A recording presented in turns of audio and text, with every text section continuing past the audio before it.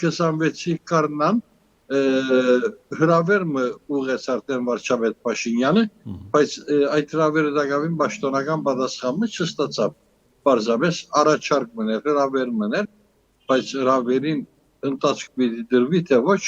այդ մեկը դակավին չէ հստակացած։ Հարգելի Բակրատ, դուք այդ հանդիպանը մասնակցել եք Հայաստանի վարչապետի հետ։ Ստացաք ձեր հարցի պատասխանը։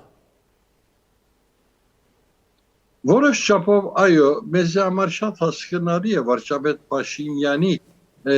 ստանցած ձանր փերը։ Մենք կնկատենք այդ մեկը, որովհետև պատասխանատվություն չունեցող մարդիկ շատ թյուրին ահագին բաներ գսեն, մենք անոնց կարգին ենք նաև։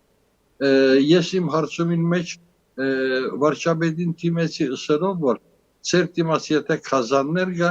դուք ինչպես պիտի քոհանակ դիվանագիտական քաղաքավարության սահմաններում մեջ խոսել է։ Եթե անոնք ընդմիշտ ցեզ հետ պիտի խոսին ըսպառնալիքի լեզվով, ըսպառնական բանջներով, ինչպես պիտի մեր գամքը հստակորեն փոխանցենք իրենց, որովհետև մենք բազմիցս խոսեցանք Զանգեզուրի միջանց կոչված հասկացողության անընդունելության մասին, բայց մեր խոսակիցները դակավին նույն թեման անընդհատ օրակարգի բերելու մարմաճ ունին։ Ուրեմն իրենց հետ